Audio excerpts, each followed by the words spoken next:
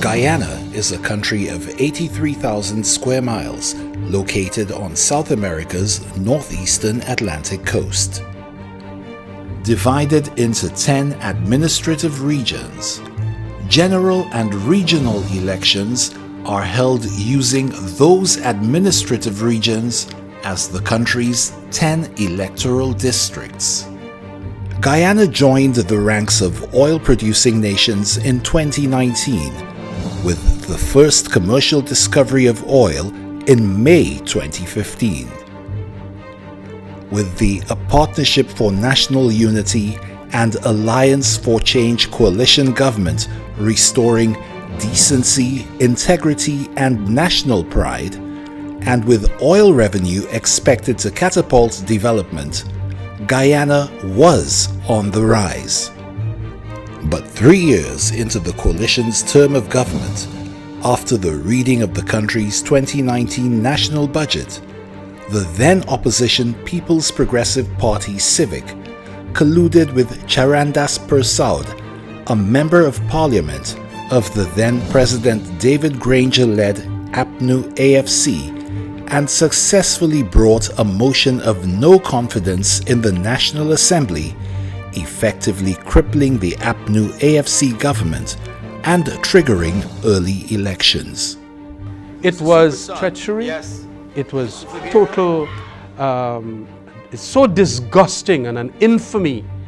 The March 2nd, 2020 general and regional elections plunged Guyana into a period of political deadlock and 5 months of crisis. The nation witnessed a concerted and coordinated effort by internal and external forces to rob the people of Guyana of our right to self-determination. This attack on the will of the people resulted in a theft of democracy.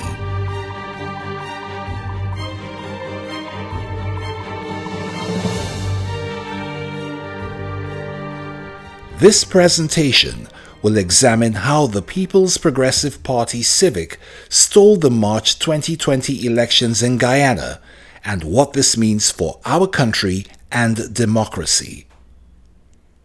In the short months since the installation of the PPPC, we have seen a resurgence in the illicit drug trade. The brutal murders of Joel and Isaiah Henry and Harish Singh, a return to the days of execution-style killings, and the gross mismanagement of Guyana's response to the COVID-19 pandemic. The terror we are witnessing is a frightening reminder that the nation is in danger of being plunged back into the sorrows of the previous 23 years of PPPC rule. So, who would want them back in power? And how did they accomplish this bold theft of an election? Let's explore the facts.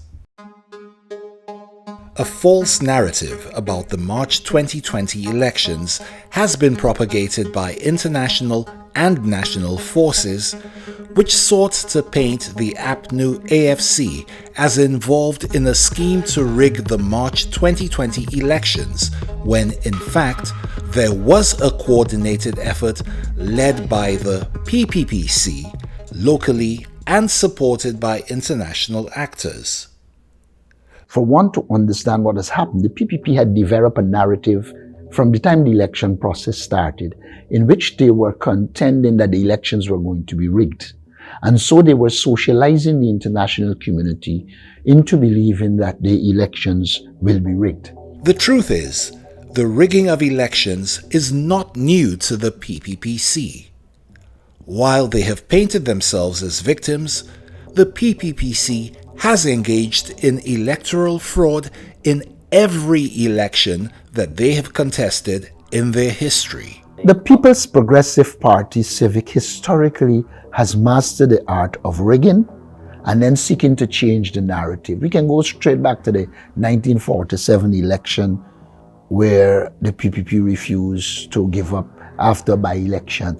We can go to the 2011 elections, where they fraudulently took the AFC seat and gave it to the then Prime Minister and then refused to bring the petition. The PPP has historically had sophisticated ways of rigging elections. First, they use fear so that in their communities, even people who oppose them will be afraid to stand up. Then they ensure that the persons appointed in those polling stations are PPP persons who will serve the PPP interests, and they are not independent actors. So there are a plethora of ways in which the PPP undermines the electoral system and ensure that they stay in power. When the people triumphed in 2015 and ousted the PPPC from office, the nation erupted with joy and relief. A new day was nigh. Guyana was actually at a point where we were actually being respected by the world. Our people were proud to say that they are Guyanese. They could have gone all around the world to be respected. Guyana was basically shining on the international stage again under the APNU-AFC administration. Those features of democracy, those features of transparency, those features of accountability were very, very important to us. And as the APNU-AFC moved forward with its anti-corruption agenda, its war on illicit drugs, and its focus on building a safe and peaceful Guyana, the PPP sat in opposition and began their plot to steal the seat of government from the democratically elected APNU-AFC. In March 2019, the PPPC rehired Washington-based political lobbying firm Mercury Public Affairs, with which it had a long-standing relationship and which is embroiled in the scandals surrounding alleged Russian interference in United States elections. According to the New York Times, federal prosecutors also investigated the flow of foreign money to Mercury, which had been recruited by Paul Manafort, former President Trump's elections campaign chairman, who was later convicted for financial fraud. Kemraj Ramjatan, leader of the Alliance for Change, explains. In 2014, Donald Ramotar and the People's Progressive Party as a whole paid $420,000 to Cambridge Analytica after they found out that Cambridge Analytica can make you win elections. Okay? And Cambridge Analytica then started the process of identifying thousands of Guyanese who are persuadables, who can hate the coalition and love the PPP and can make a switch to go there, knowing their profiles, their psychological profiles. It is a very comprehensive set of surveys that they have to do, but they have a skill and an art and the technologies to do that. Mercury was not any public relations firm. Mercury was a co-partner with British Analytica since 2015-2014 time when Donald Ramotar had made the payment of $420,000. Then Jagdeo made 130 or 34 million Guyana dollars, the equivalent to Mercury. The plan was set in motion when in November of 2018, the then opposition leader Barrett Jagdeo tabled a no-confidence motion against the David Granger-led government. On December 21st, 2018, Charandas Persaud, who sat in the National Assembly as an Alliance for Change member, voted for the Jagdeo-sponsored no-confidence motion. With this act of treachery, Persaud plunged Guyana into constitutional and political crisis. Persaud was later rewarded for his efforts by the PPPC with an appointment as Guyana's High Commissioner to India. It was, in my opinion, my dear, one of the most treacherous acts in the history of Guyana. On the day itself, knowing the very importance of the no confidence motion, APNU, as chief whip, along with Moses Nagamoto, called a meeting in one of the committee rooms and indicated that the motion will be started in an hour's time. We want everybody to understand that this can bring down our government if any one of us do stupidness. And of course, everybody was asked, how will you vote? Because we wanted to test it there.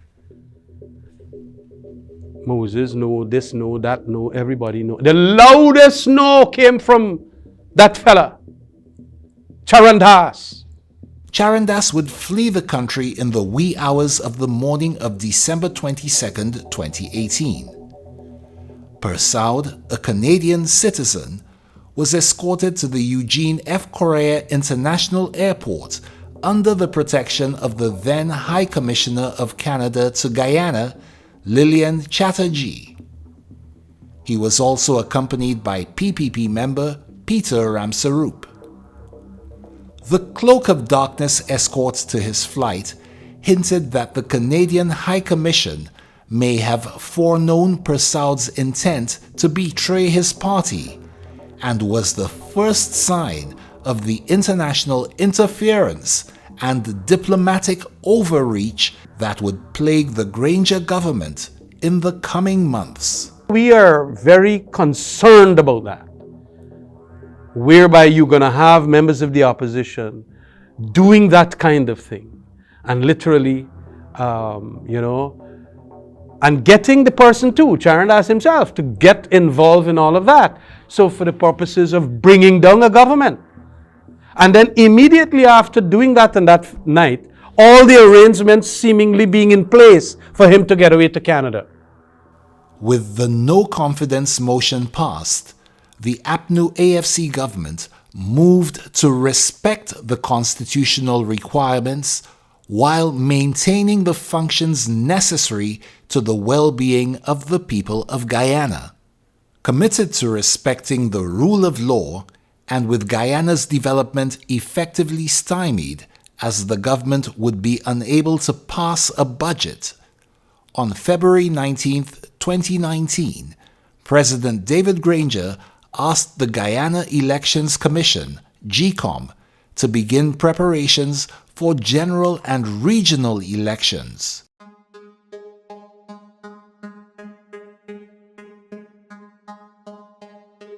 Former President Granger accepted Jagdeo's pick for the post, and Justice Claudette Singh was sworn in. Her first order of business? Bringing a halt to the much-needed house-to-house registration, a decision she made without a vote of the Commission. Well, it was discontinued by Madame Claudette Singh because she said that the time period for the elections was getting too long away from that time, that she was of opinion that the elections ought to be held after the no confidence motion. So she felt that a further continuation of the house-to-house process will take up a lot of time, and there were international pressures again. International pressures. They didn't want they were saying that, look, people can't go and impersonate and vote twice and do this and do that and so on. Notwithstanding the list is bloated. The campaigns of the political parties began in earnest in the last half of 2019 as they aimed to win the hearts and minds of the people. The APNU-AFC ran a clean and uplifting campaign which celebrated the progress that had been made between 2015 and 2020. Not so with the PPP. I have to say that a number of things led to what transpired to be the most painful of elections in modern Guyana history.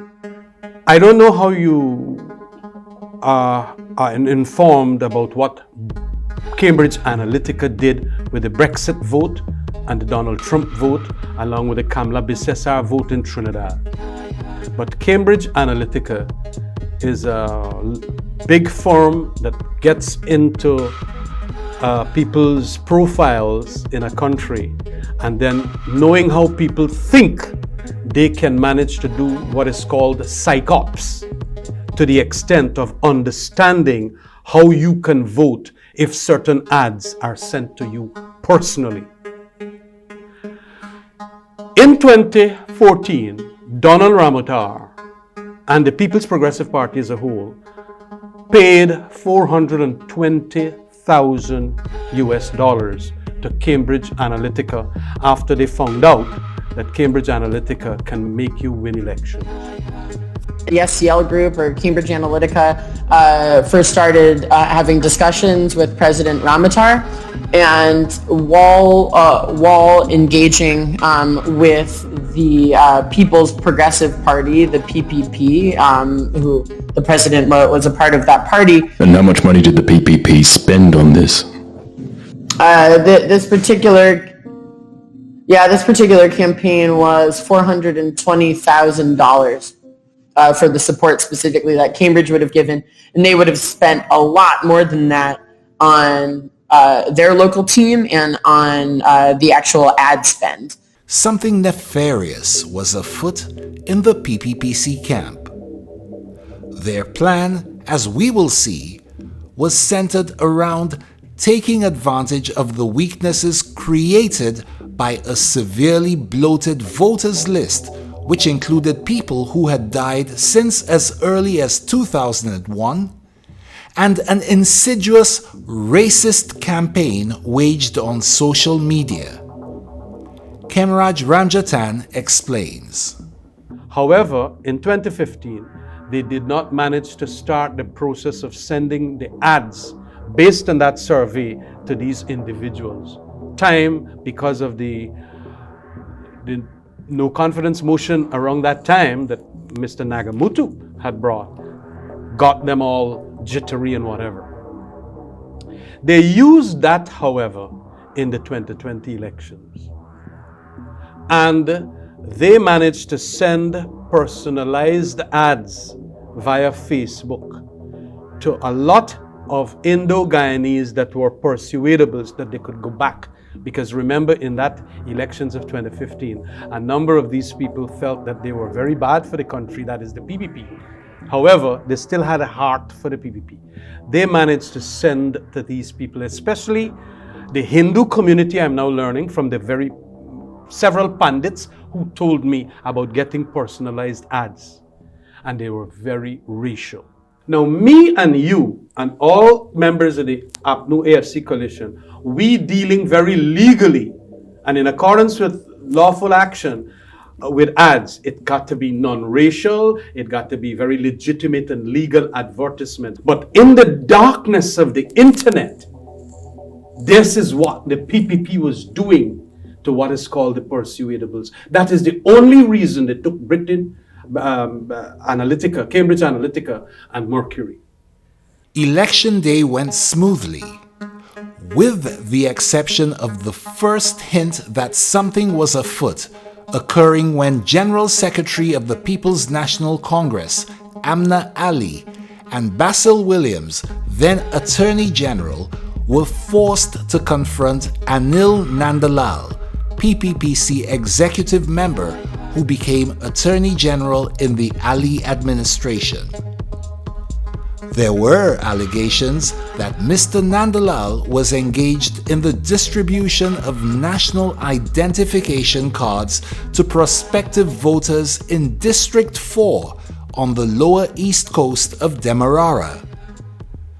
This development would prove to be significant, as the lower east coast of Demerara would emerge as the epicenter of electoral fraud committed by the PPPC. Where was that? Where was that? It is alleged that you've been distributing ideas. I was called here to resolve. I was called here as a group. I'm telling you that it was alleged that you were distributing. Well, that is not so well. the election day proceedings were deemed to be overall free and fair by observers, and the Guyana Elections Commission, GECOM, proceeded with tabulation of the results.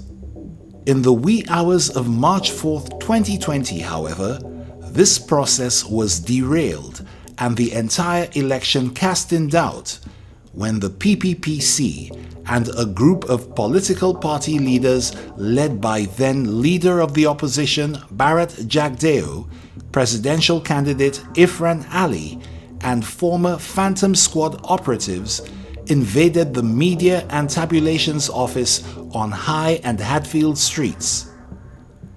Representatives of international missions and observers groups were also on the scene. Leader of the Opposition, Joseph Harmon, gives his views on this matter. The 2nd of March, for all intents and purposes, went relatively smoothly. I say relatively because there were incidents which took place on that day itself that would characterize it as being not as smooth as it ought to be, and I say relatively. So that after the election, the voting was completed on the 2nd of March, and the Elections Commission started to do its work to claim a victory. And this was not just only a local arrangement, it was an arrangement which involved foreign players as well. They had created this illusion of a victory and even put out results which were created before people voted and had it posted on the internet, which showed that they had won. Results which were dated the 28th or the 29th of February, because I think that the year had 29, that was a year of a February 29 days. And so dated that day, even before people voted on the 2nd of March.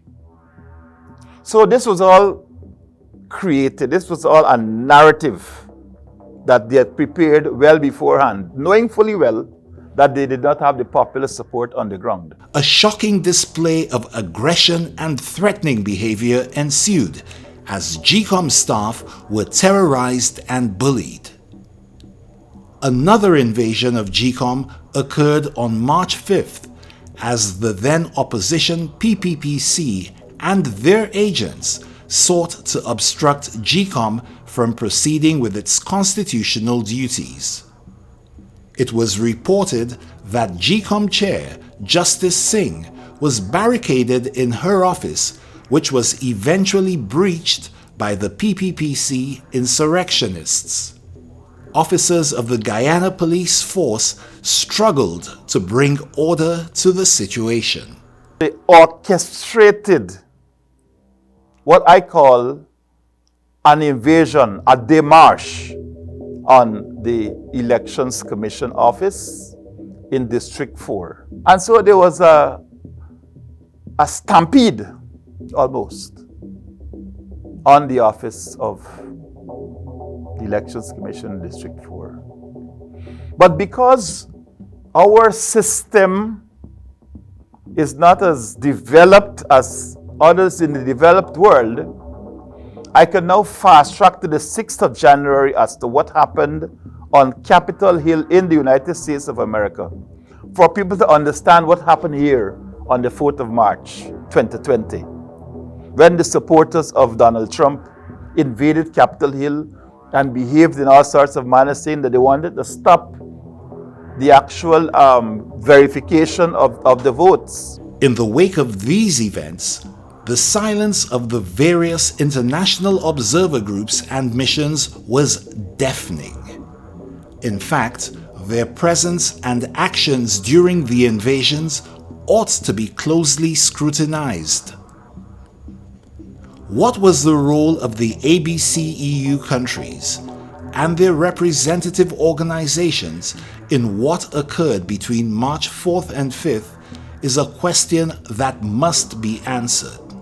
The entire PPP executive, they had assembled the foreign diplomats who were here in Guyana, were all present, and so it's as if this was a stage production, You had something that prepared and you call up all of your supporters and all the troops and say, okay, this is what is going to happen. So everybody is there. And so there was a mashing up of the election office.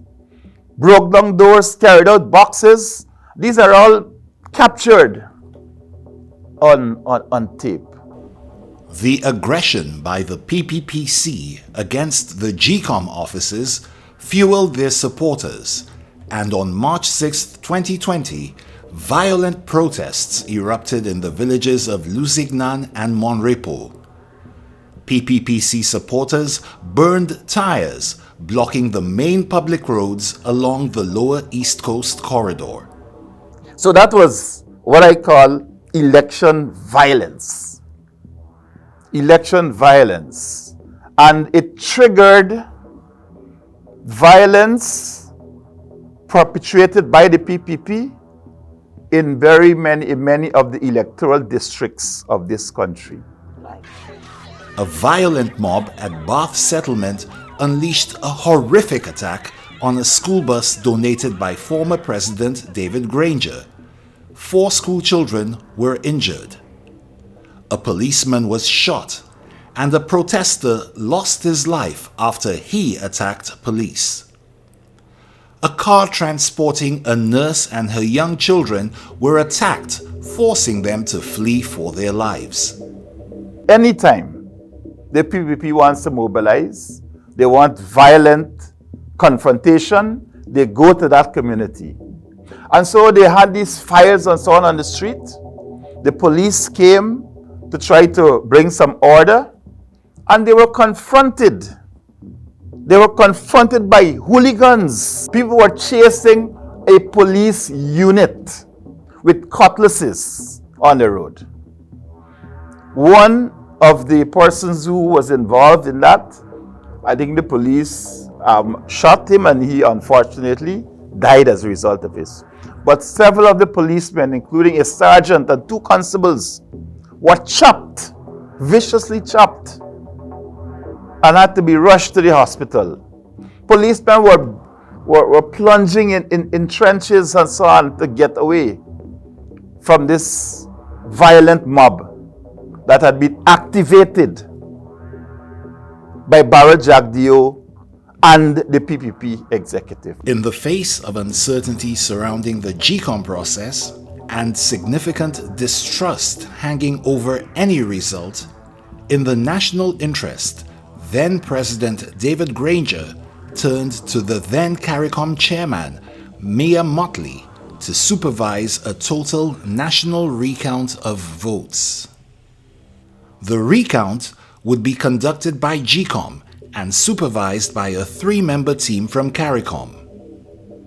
The Arthur Chung Conference Center was designated as the site for the national recount, and GCOM had the responsibility for ensuring that the facilities were set up in accordance with COVID-19 protocols, as the first cases of the virus had just begun to emerge in Guyana. The APNU-AFC was optimistic that they would be vindicated by the recount process and be returned to office.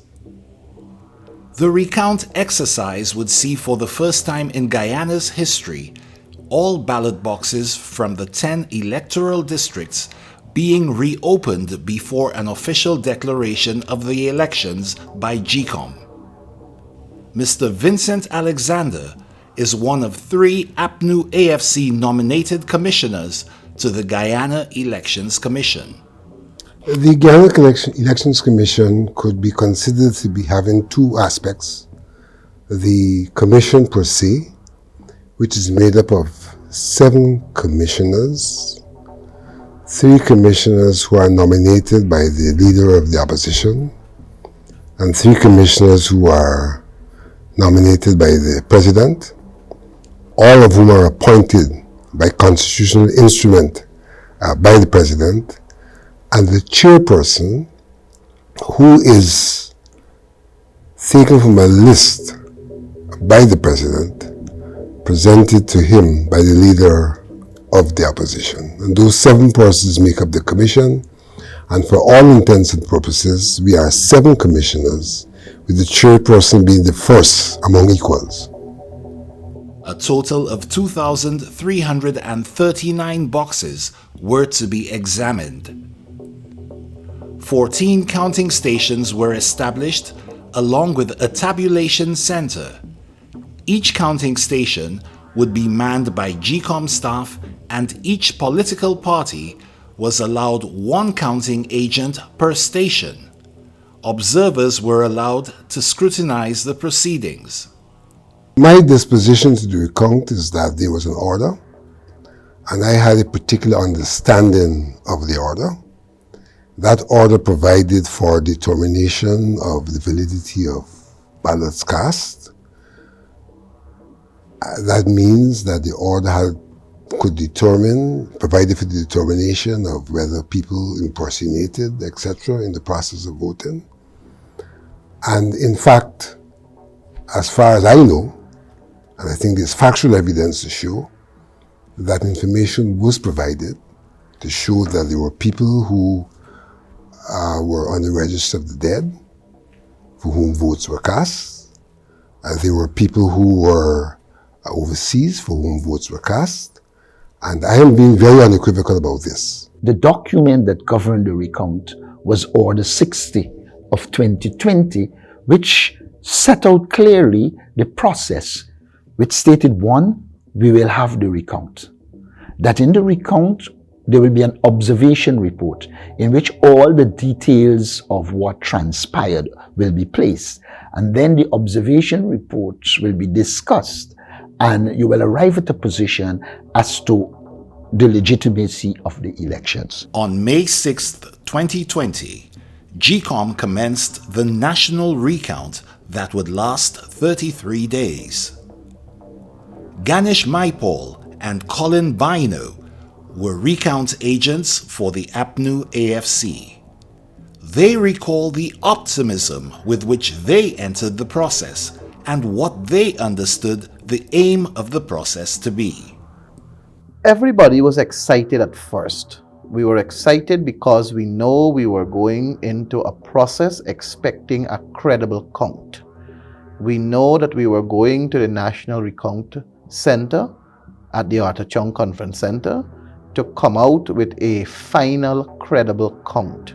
That is what Order 60 of 2020 said, a final credible count. We also knew that in order to achieve a final credible count, every single vote in the ballot boxes must be accounted for. So we went into this recount knowing that we're coming out with a final credible count. I was so proud that I was part of that happening at the Arthur Chung Conference Center. There were more than 50 of us there, whether you were in the tabulation room or in the different areas that we were checking the ballots. We were part of this total auditing of this election results per se. We were tasked with the responsibility of observing the opening of the ballot boxes and the counting of the votes, but not only counting of the votes, ensuring that there is legal votes in the boxes. Some of the basic things we look for when you open a ballot box was to ensure that the statutory documents were there. The statutory documents, and here we talk about not only ballot papers, we talk about certificates of employment, oath of identity, we talk about counterfoils and those things. What GCOM did was to ensure that these statutory documents that they said to us that should be in all ballot boxes, those were the documents that help us to really reconcile what really happened for that particular ballot box at that particular polling station. But that excitement quickly gave way to concern, as what appeared to be a straightforward process to determine a final credible count rapidly deteriorated before their very eyes. Once the ballot boxes were reopened, it quickly became apparent that on election day, some things had gone terribly wrong. As days went by, there was this sense of you feeling as though you are not coming out here with a final credible count, because GCOM kept changing the rules of the game as we kept playing the game. GCOM kept changing the basket of rules to satisfy one political party, that is the People's Progressive Party. At the beginning of the recount process, the rules that existed then were not the rules halfway in the process, and they were not the rules at the end of the process. Throughout the process, the rules kept changing. GCOM commissioners kept meeting to decide on matters that they did not have any answers to. And strange enough, one of those items listed in the basket of issues was what constitutes a valid vote.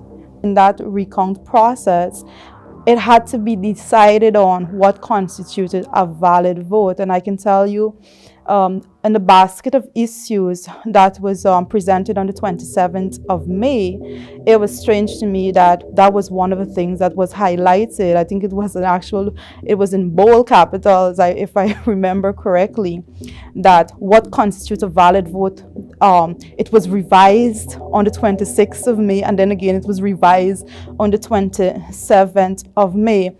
So at that point in time, what it simply said is votes that was counted or not counted prior to that date was then being considered using a different set of guidelines moving forward. So there was no consistency as to how those votes were being considered at the beginning, at the middle, and at the end of the recount process. The tabulation of the statements of recount was a tedious process, and one which was also mired in controversy. Captain Daniel Siram and Miss Juretha Fernandez served as tabulation agents for the APNU-AFC coalition. In the tabulation room, we would have received all of the statements of recount. This came from all of the recount stations in which we would have scrutinized along with other counterparts from other political parties. And later on, we would have inputted into spreadsheets. These spreadsheets would have been inputted live some days. Some days they weren't inputted live for whatever reason or the other.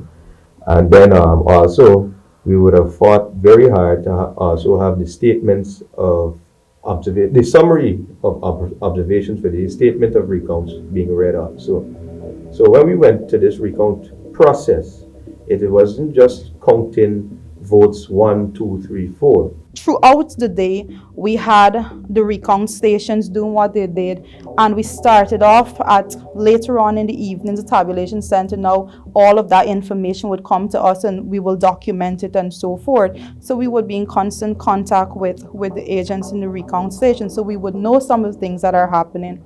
What we would have seen is that even when issues were highlighted in those recount stations by the agents at the end of the day, and mind you, those things would have been sent to the level of the commission for them to deliberate on and to give answers to, yet we had, at the end of the day, those statements of recount still being inputted in the tabulation center, and that was a major issue for us, because how could you be entering in data that is still being deliberated on at the level of the commission? As the recount unfolded, concern gave way to alarm.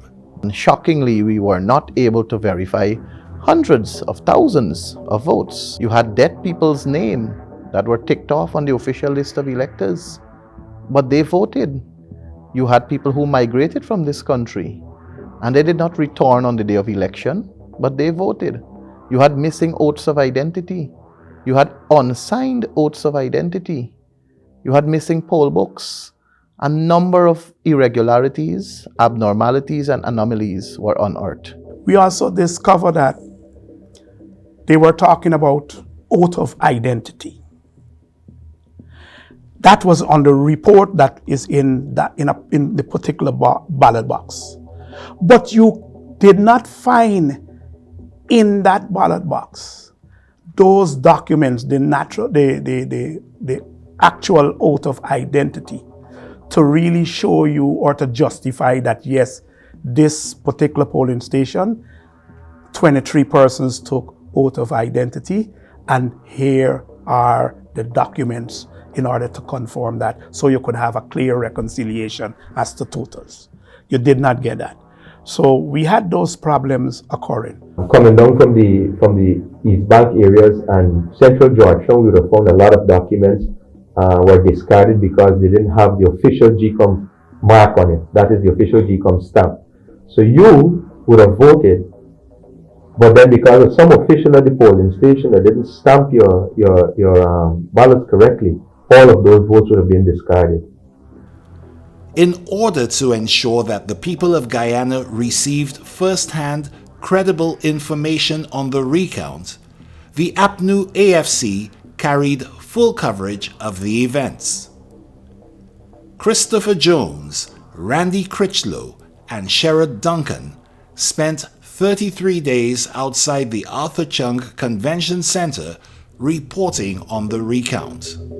It was a ringside seat for us because even for the scrutineers on the inside who were at the various tabulation centers, they didn't have the kind of view that we had because they were individually feeding us the information and not necessarily coordinating among themselves on the inside before we got it. So we were getting from these various streams, and so we were able to see the patterns long before they themselves saw the pattern. So for instance, we saw what was happening on the East Coast very, very early. We started seeing that.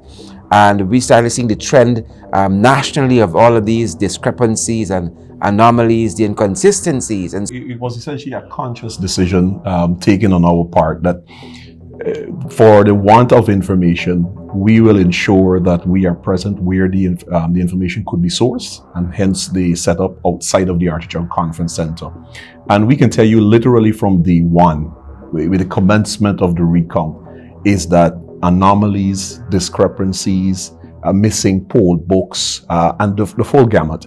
I think, subject to correction, it was either on the first or the second day in which you found the first person who was dead, but on elections day, a vote was cast for that person, and that was out of region number 2. When those people who were the agents, the recount agents, when they came out to speak with us, you realize, okay, you're talking about region 6, no, region 7, region 9, region 1, those indigenous communities, we saw a particular type of fraud happening there. We saw those oaths of identities missing. So you started to pick up, okay, this is what they're doing in the interior regions. In addition to the mountain of irregularities and anomalies already discovered, a disturbing trend began to emerge. But it was a Thursday afternoon when we were just about to start tabulation, and Direct and I would have noted there about 3 to 5 boxes, all of them having the same issue. Yeah. No statutory documents. We would have reported the matter to the GCOM staff, the CEO as well, on that Thursday afternoon, and our party leadership. On the Friday, I think at close of play on that Friday, by midday we would have had 21 boxes with the same issue. No statutory document. By close of play on Friday, you would have had there about 41 boxes, right, with no statutory document. This was the time that I got very upset because something was utterly wrong. Places like LBI, Lamont Intention, places like Chatamargo, we discover several, I saw several boxes came there. We opened it, and all that were in the box was the ballots. So we had problems in determining how many persons were at that polling station that were eligible to vote or did turn up to vote, because we could not have seen the VL, the finals voters list that was supposed to be among that. You understand me? So you can't count to really do that reconciliation. The boxes that were found were on the lower and upper East Coast, and they were in areas that are historic strongholds of the PPP civic. Coincidental? I think not. GCOM decided to set aside the ballot boxes that had no statutory documentation and not include those in the tabulated results. But that decision was soon reversed. Simply put, the Commission was involved in the process, and the process was determined by the casting vote of the chairperson. So that the chairperson, when that decision was made, came down on the side of the boxes being counted. When the false issue with the statutory documents were raised, it was sent to the tabulation room and said an investigation would be done. The CEO of GCOM was called in by the Commission to conduct an investigation on those statutory documents. One that the public has only heard about but has never been addressed up to now. I make this known here because it's a public statement that was made. The CEO was called in during the recount to investigate the 40 plus boxes at the time.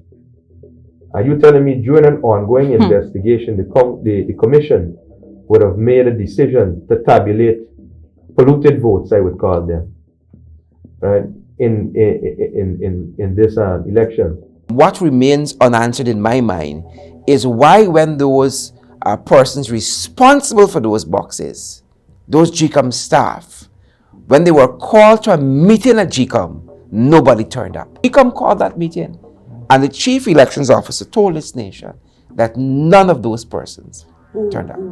The 47 ballot boxes from the lower east coast of Demerara, which were discovered to be without any statutory documentation, accounted for in excess of 11,000 votes.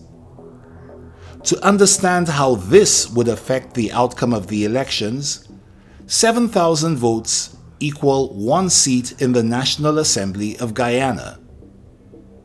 The PPPC currently occupies the government by a one-seat majority. The requirement is that certain documents are filled out and returned to GCOM.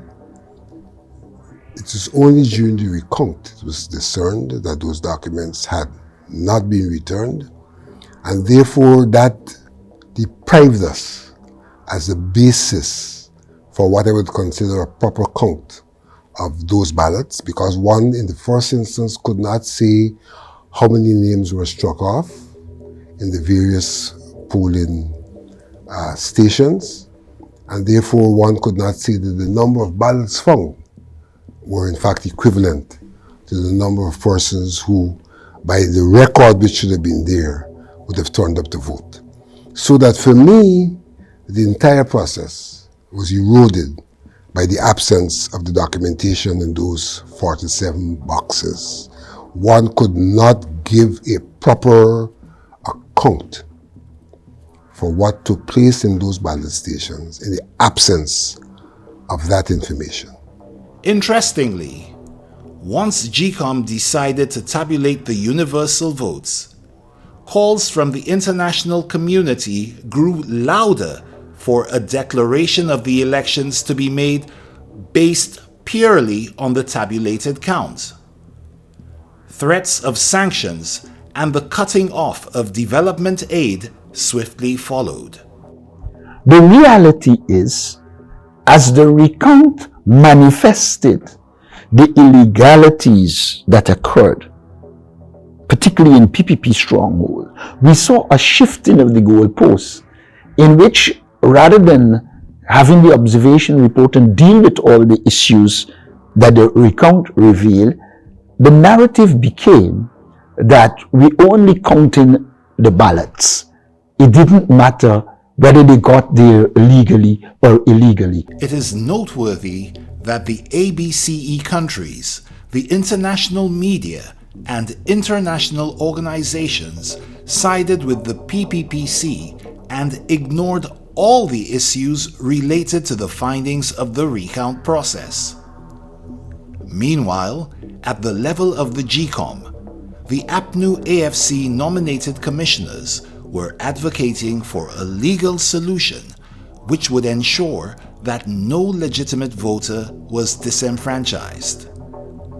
These were all rejected by the chairman of GCOM and the PPPC nominated commissioners. Because it is my view, it was then and is my view now, that every person who voted should have the vote counted.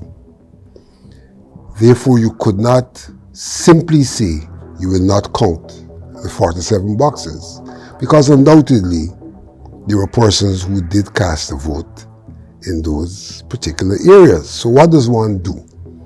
You can't account for the votes because of the absence of the documents, but you can't arrive at the conclusion that you simply cannot count those votes and cast them aside. And in that circumstance, I proffered the idea that there were two options which were available to us. One option is to go for a by-election in that area so that we can ensure that the people who voted, that their votes would in fact be taken into consideration, but at the same time, a by-election would provide for accountability, because then we would ensure that all of the documents required are available. If not a by-election, the other option was to run over the entire elections. For the reason that there were 47 boxes, and those 47 boxes represented a number of votes in addition to the impersonated votes that made a difference in the results. But why the calls for GCOM to declare tabulated results when thousands of votes could not be verified? Why would pressure be exerted for GCOM to include votes cast in the names of dead persons and persons not in Guyana on election day? Why not allow GCOM to determine a credible final count, as was its intention with Order 60 of 2020? By the end of the process, evidence of massive electoral fraud affecting hundreds of thousands of votes was uncovered in what appears to be a systematic operation by agents of the PPPC employed as election day staff by GCOM. From its insistence that only the Region 4 boxes should be recounted, to the stubborn objection to an audit of the votes in the boxes, the PPPC used every avenue to frustrate the will of the people. We commissioners, who should have been in receipt of the statements of polls for each and every polling station, abandoned our duty in relation to District 4. We didn't any longer sit there collecting authentic statements of polls, checking them, and we were checking them with ultraviolet rays to ensure that every statement was a valid statement, and then signing off and commissioners receiving copies. We abandoned that exercise. And so in a sense, what we did made it impossible for the declarations, right or wrong, in the various districts, when brought forward, to be checked against results that we had that were valid and authentic, and therefore putting us in a position to respond negatively or positively to what was before us. That wasn't possible because we abdicated our duties. We did not collect the statements of polls for exactly the area in contention, in Region 4, District 4, and more particularly the East Coast. And so, in my humble opinion, much of what occurred could have been avoided. To whose benefit, I don't know. If the commissioners had stayed the course, collected all of the statements, and was in a position to confront or interrogate the results being brought to the Commission for final approval. Chief Elections Officer of GCOM, Keith Lowenfield, concluded that the elections were not credible. In his report on the vote recount, he observed that widespread irregularities and anomalies had contaminated approximately 60% of the votes. He stated that GCOM could only verify 185,000 of the 460,000 votes cast.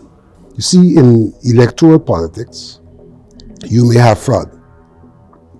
But if you can come to the conclusion that the fraud will have no impact on the final result, then though you acknowledge the fraud, you proceed to the final result because the final result is what it is.